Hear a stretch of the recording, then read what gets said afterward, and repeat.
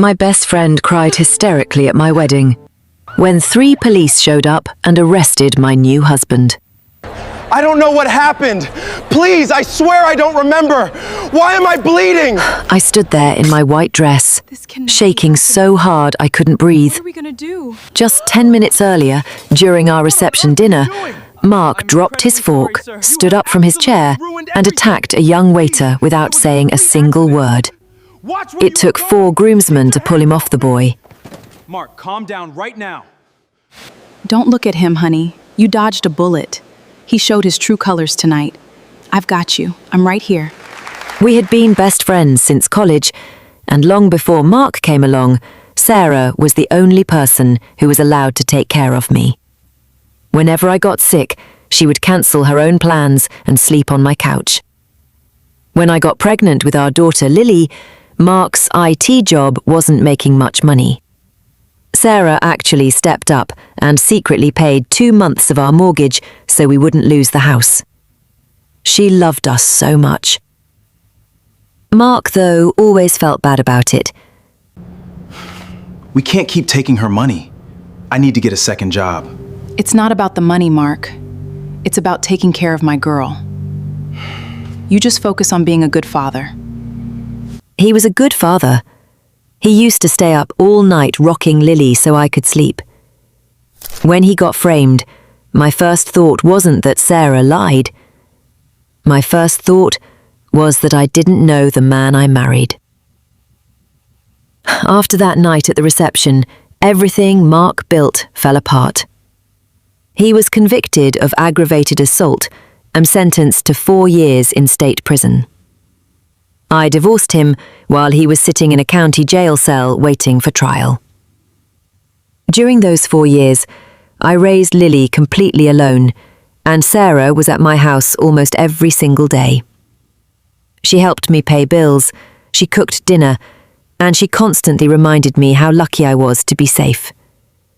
She even saved Lily's life once when she had a febrile seizure and stopped breathing.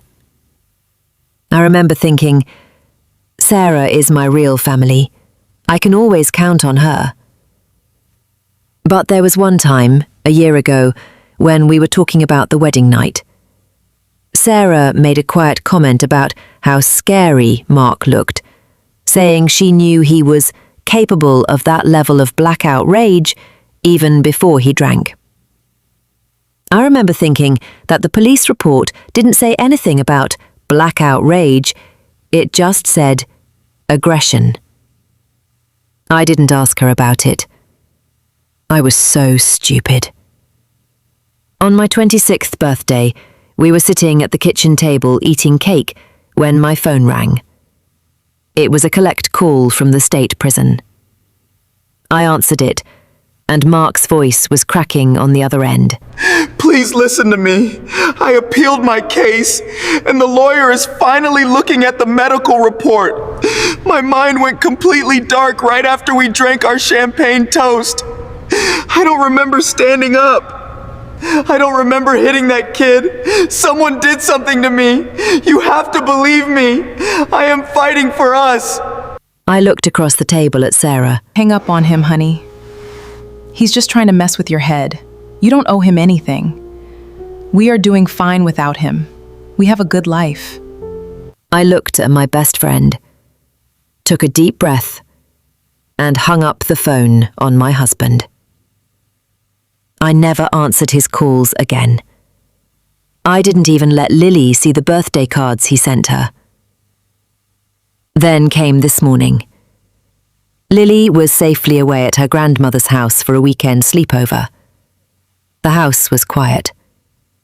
I went to the top shelf of the hallway closet and pulled out an old tablet we used at the wedding for guests to sign a digital photo book. I plugged the charger in and powered it on.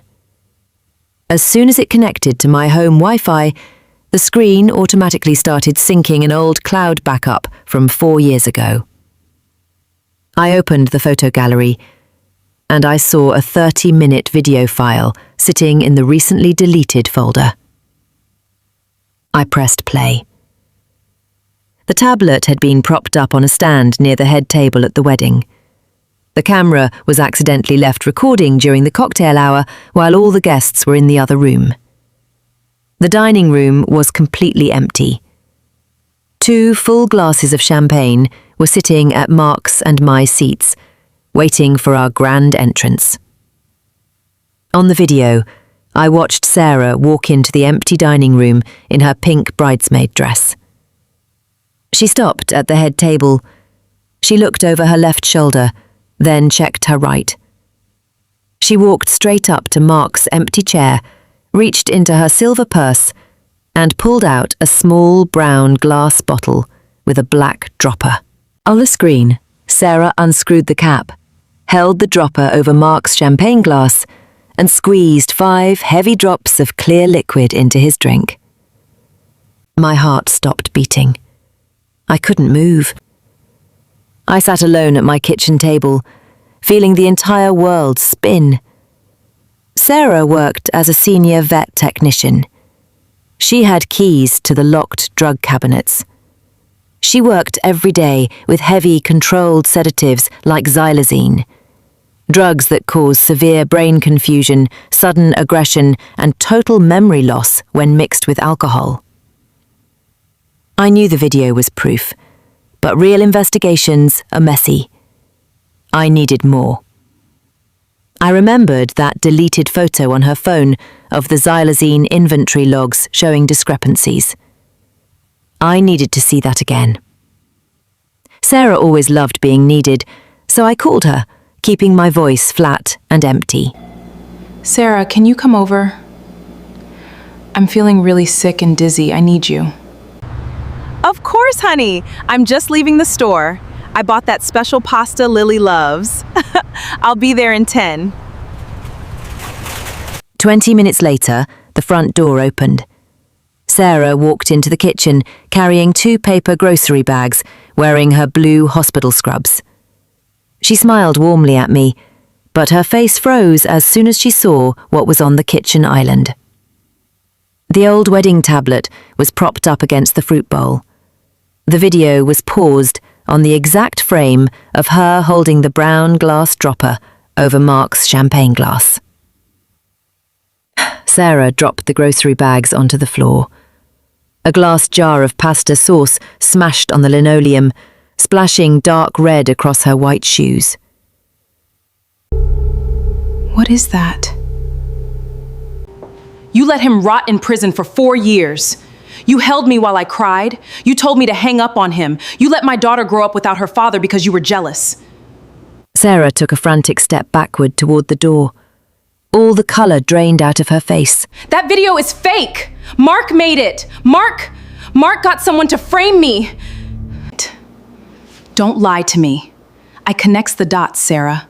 I know about the xylazine discrepancies you photoed on your old phone. The birthday call when you said his blackout was predictable before the public reports came out? Real people don't write down their crimes in notebooks, Sarah, but they do leave traces. Sarah realized she was trapped. Her face twisted. She didn't cry now. She looked dangerous. She lunged for the tablet on the counter, trying to smash it. I tackled her onto the linoleum floor. The grocery bags broke, splashing red tomato sauce across our clothes as we fought. I protected you! We had a plan! We were gonna open a business together, and then he showed up and you forgot I even existed! He was taking you away from me! So you drugged my husband? I had to do it! You framed an innocent man to get what you wanted?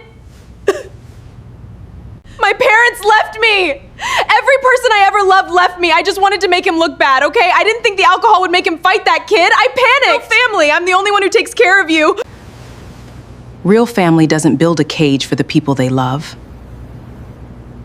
Okay, look, we can fix this. We can erase the video. I'll pay for everything. I can give Mark money to make up for it when he gets out. We don't need to involve the police. We had a good life, honey. Think of Lily. A blinding flash of red and blue lights hit the kitchen window, reflecting off the spilled red sauce on the floor.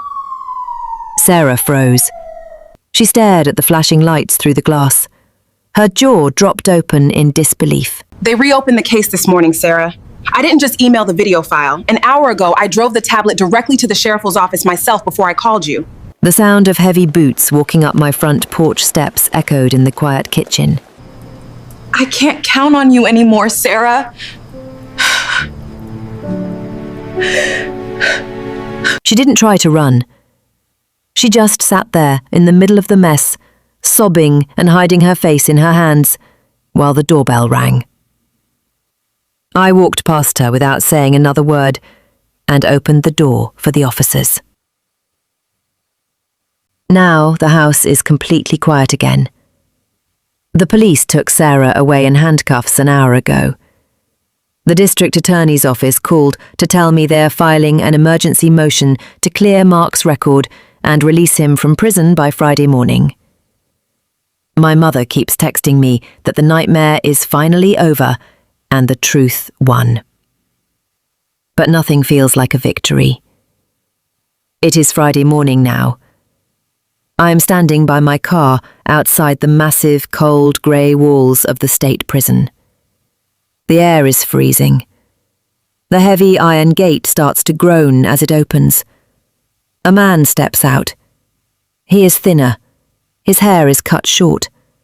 He is wearing the same clothes he was arrested in 4 years ago, and they are hanging loosely on his harder, aged body. Mark stops. He looks at me. His eyes are not kind anymore. They are old and dead. He looks past me and sees Lily running across the asphalt toward him. His face breaks, and he collapses onto his knees, hugging our daughter so hard she squeaks. They are both crying. I walk slowly toward him. My heart is beating so hard I can barely stand. I don't know what to say. Mark, I am so sorry. I know I don't deserve it, but please. I am so sorry. Mark stops hugging Lily. He stands up slowly. He holds Lily's hand tightly, but he turns his head to look at me. He doesn't look like the man who rocked his daughter to sleep anymore. He is a stranger. He looks at me for a long, quiet minute. He doesn't look at my tears. He just looks right through me. I spent 4 years trying to prove I didn't do it. How long did it take you to decide I did? I look at him. My mouth is open, but I can't find a single word in the world to say to him. I want to lie, but the lie won't come out. Mark gives me one final empty look, and then he picks Lily up and walks away from me toward the car, without waiting for an answer.